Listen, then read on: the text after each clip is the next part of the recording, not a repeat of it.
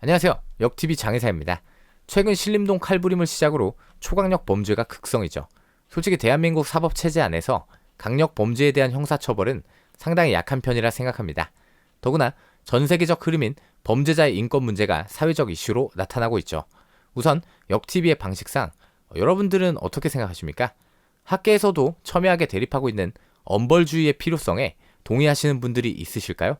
저 개인적으로는 강력한 엄벌주의에 동의하며 반드시 필요하다 생각합니다. 그러나 대한민국은 사법 제재의 끝인 사형 제도를 유지하고 있으면서도 실제 집행은 하지 않고 있으며 사실상의 사형 폐지국으로 평가받고 있죠.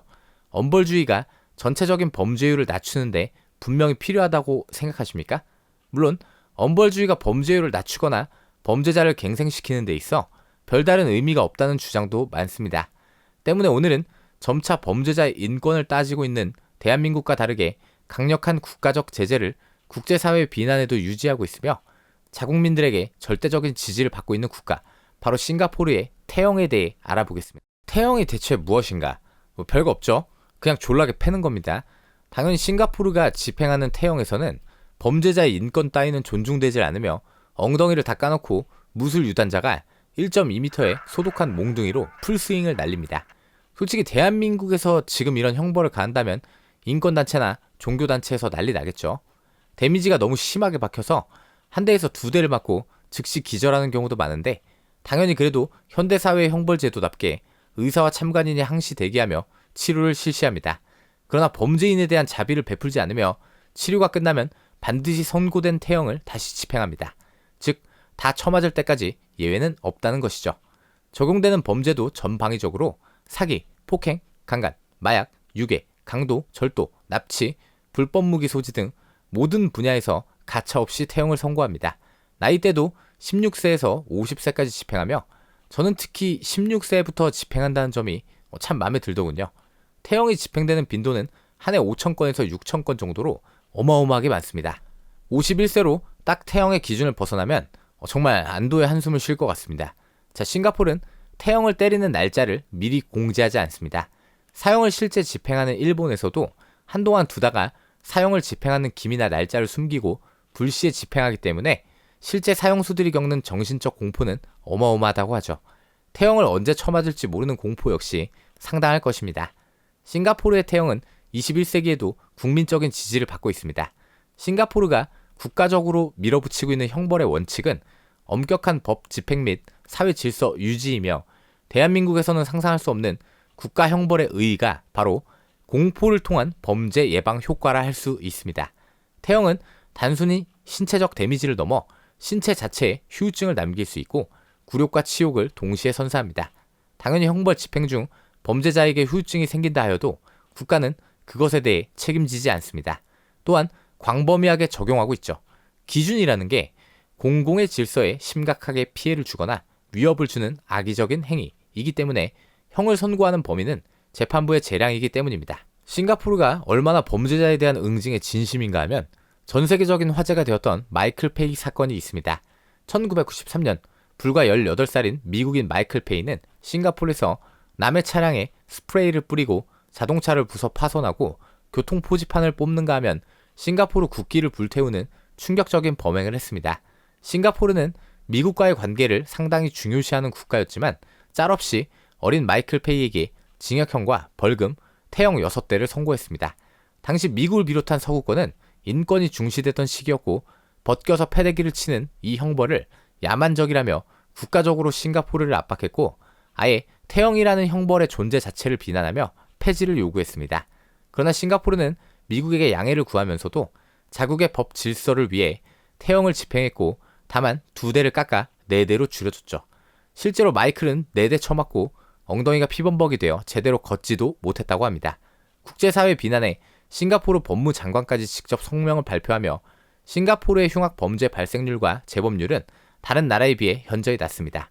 이것은 범죄 예방을 위한 엄격한 법 집행과 예방책 때문이며 태형은 이러한 성과에 큰 역할을 담당하고 있습니다라고 당당하게 발표했습니다. 사실 저도 이 사건을 접하고 다시 찾아봤는데 태형을 때리는 몽둥이는 강도 높은 등나무로 따로 제작하고 장파열을 막기 위해 엉덩이는 까더라도 그 위에 두꺼운 벨트를 채우며 때리는 무술 유단자 교도관도 2에서 3명이 대기하고 1분당 한 대씩 아예 점프까지 하며 시속 160km 속도로 가격하고 살이 터지면 소독과 치료를 하고 잠시 대기 탄 뒤 다시 팬다고 하더군요. 4대를 받고 걷지도 못했다는 말이 실감이 되는 부분입니다. 최근에는 균일한 타격이 어렵기 때문에 사람이 아니라 타격을 일정한 파워로 가하는 태형 기계를 도입하기도 했다 합니다. 그리고 싱가포르 태형은 여성도 짤 없습니다. 실제로 싱가포르의 범죄율과 재범률은 점점 올라가고는 있지만 2020년 기준에서도 선진국들과 비교해도 굉장히 낮은 편이며 동남아시아에서는 정말 압도적인 수준입니다. 제가 생각하는 엄벌 제도의 좋은 점은 범죄의 동기적 부분을 제어할 수 있다고 봅니다. 범죄자와 재소자의 인권적인 부분이 향상되고 올라가면 많은 문제가 생깁니다. 물론 대한민국 현행 법이 규정하고 있는 징벌, 징역의 목표는 분명히 보복에 그 가치를 두고 있는 게 아니라 교화에 포커스를 맞추고 있습니다. 문제는 그 교화에 앞서 적용되는 대가적 부분이 단순 징역 생활에 더 편해지고 그들의 인권을 신경 써야 하는 상황이 되면서 예컨대 우리 반도의 범죄자들의 기본 사상, 그냥 한번 조지고 감옥 간다. 이걸 사실 막을 수 없다는 점입니다. 싱가포르에서도 심두 멸각이면 불 또한 차다고 했는데 징역 살고 태형 맞으면 되지 하는 인간도 있겠지만 기본적으로 피범벅이 되고 처맞다가 평생 발기부전이 되거나 여성의 경우 맞아서 불임이 되는 경우도 심심치 않게 나오는 태형의 징역까지 동시에 감당해야 한다는 것은 당연히 범죄를 저지르다가도 한 번 더 생각해 볼 수밖에 없지 않을까요? 싱가포르는 분명하게 강력한 법 집행과 철저한 형벌이 자신들의 질서와 치안을 지킨다고 믿고 있습니다. 우리 모두가 한번 잘 생각해 봐야 하지 않을까요? 범죄자의 교화라는 가치에 포커스를 맞추는 것을 비난하고 싶지는 않습니다. 분명히 일리가 있기 때문입니다. 어차피 평생 감옥에서 사는 종신형이나 사형을 때릴 게 아니라면 아무리 강력 범죄자라도 반드시 언젠가는 사회로 나오게 되어 있습니다. 그러나 교화라는 것은 어디까지나 말 그대로 그 사람의 양심과 생각에 맡겨야 하는 일종의 교육일 뿐 사회적인 장치라 볼 수 없습니다. 태형을 때리는 것은 분명하게 말해서 싱가포르라는 국가가 지정한 장치입니다. 단순하게 야만적인 관습이나 형벌이라 치부할 것이 아니라 꼭 태형이 아니더라도 솔직히 더 이상 징역이라는 제도가 범죄 예방을 위한 장치의 역할을 하지 못한다고 가정할 때 강력한 무엇이 정말 필요하지 않을까요? 범죄자가 감옥에 밥이 맛이 없다, 처우가 그지 같다며 교도관을 고소하는 것이 당연해진 이 인권의 시대에 어쩌면 태형과 같은 국가적 장치는 진짜 공공의 인권을 지키는 장치라고 볼 수 있지 않을까요? 어느 순간 잘못을 저지르면 그 대가를 치러야 한다는 법치국가의 당연한 원칙에서 대한민국의 어떠한 피해자도 범죄자가 자신이 저지른 잘못만큼의 대가를 치르지 않는다는 느낌입니다. 때문에 대한민국의 현행 형벌 시스템에 대해 강력한 불만이 나오고 있는 것이라 생각합니다. 물론 사람을 직접적으로 패는 태형은 굉장히 극단적인 형벌이라 볼 수 있지만 저는 개인적으로 이러한 추가적인 제재가 필요하다고 보는 입장입니다. 여러분들은 어떻게 생각하십니까?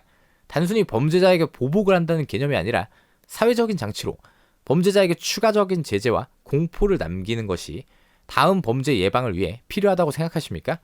이러한 문제에 대해 명확한 정답이 있지는 않을 것입니다.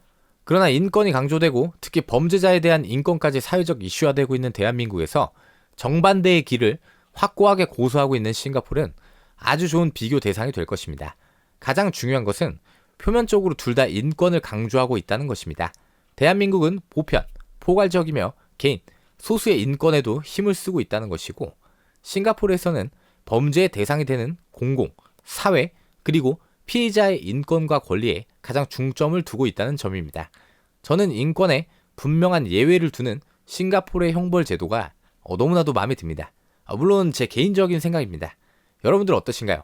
이러한 시국이야말로 인권이라는 가치관에 대해 우리 모두가 같이 생각해야 할 때가 아닌가 싶습니다. 감사합니다.